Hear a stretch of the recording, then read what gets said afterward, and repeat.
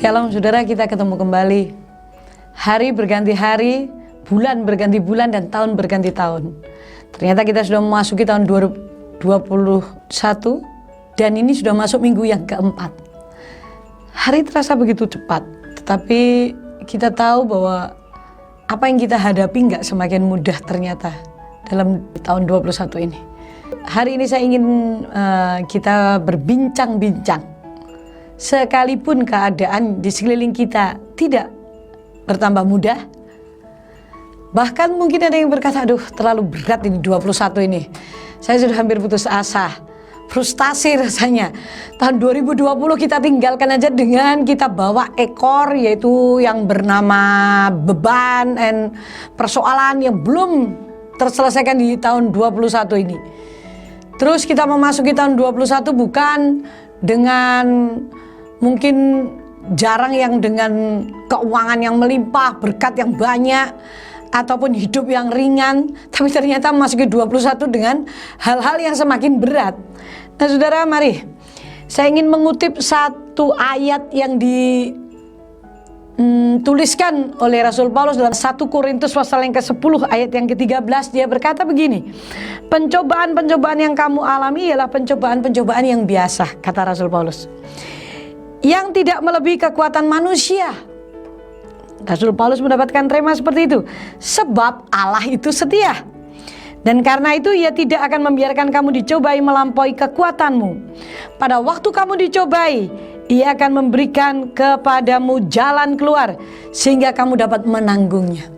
Nah sahabat, di tengah-tengah krisis kepercayaan, kita nggak tahu kita percaya kepada apa lagi.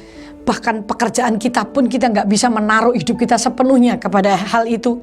Mungkin keluarga kita, siapapun juga, ada penghiburan, ada kekuatan. Kalau saudara dan saya mau kembali kepada firman Allah yang ditangkap oleh Rasul Paulus, dikatakan bahwa pencobaan-pencobaan yang kita alami, berarti termasuk coronavirus ini, itu tidak melebihi kekuatan kita. Tetapi buktinya Bu Ella, banyak yang meninggal. Ya, tetapi Allah itu setia. Kenapa kok dikatakan tidak melebihi kekuatan kita? Tidak melebihi kekuatan manusia.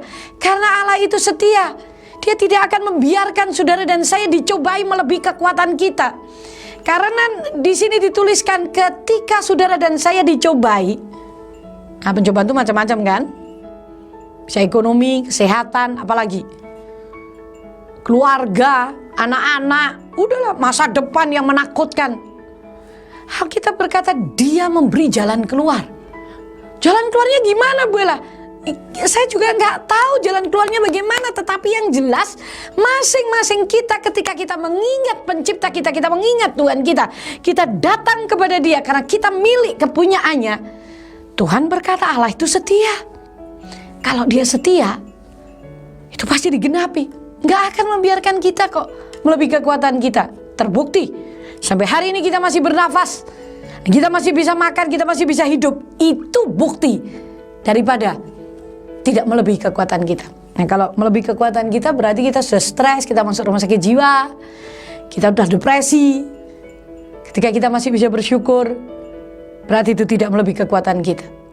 Dan yang kedua, ketika saudara dan saya dicobai, Dia memberi jalan keluar. Plus yang ketiga, engkau dan saya akan kuat menahannya, menanggungnya. Filipi berkata, segala perkara dapat kutanggung di dalam Dia yang memberi kekuatan kepadaku. Saudaraku, siapa yang berani menjamin bahwa itu tidak melebihi kekuatan kita? Memberi jalan keluar, setelah memberi jalan keluar, plus kita diberi kekuatan untuk kita kuat menanggungnya. Itu kata firman Tuhan. Ayo mari, situasi seperti ini, satu-satunya jalan adalah saudara dan saya mendekat kepada Dia, datang kepada Dia, berbicara dan berkata, Tuhan, izinkan aku mengalami ayat-ayat ini, izinkan aku mengalami firman ini.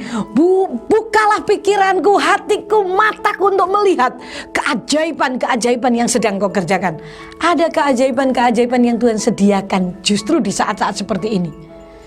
Bukankah Rasul Paulus juga berkata, justru dalam kelemahanku lah kuasa Tuhan bekerja sempurna. Jadi saudara, jangan izinkan kekhawatiran masuk dalam hidupmu. Jangan izinkan ketakutan, karena kekhawatiran, ketakutan ini melumpuhkan kepercayaan kita. Izinkan Dia memenuhi hatimu. Bagaimana caranya, Bu Ella?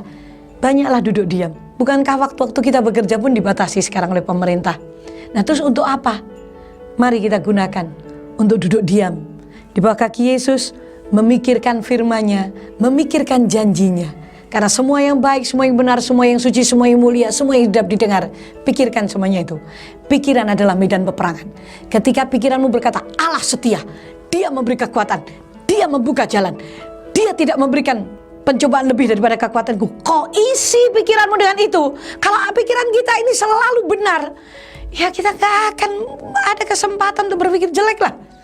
Pasti saudara dan saya hidup berkemenangan. Saudaraku, karena Amsal berkata bagaimana orang itu berpikir, demikianlah dia. Sahabat, yuk saya ajak untuk menikmati masa-masa kesukaran yang sedang terjadi dengan kemenangan dan pertolongan yang daripada Yesus. Saya akan berdoa. Bapa di surga, sungguh kami tetap bersuka cita kalau tahun 2021 ini ternyata masalah masih banyak, bahkan semakin tidak bisa kami perkirakan. Ada banyak hal yang mungkin pendengar alami, dan terlalu banyak perkara yang tidak bisa diselesaikan.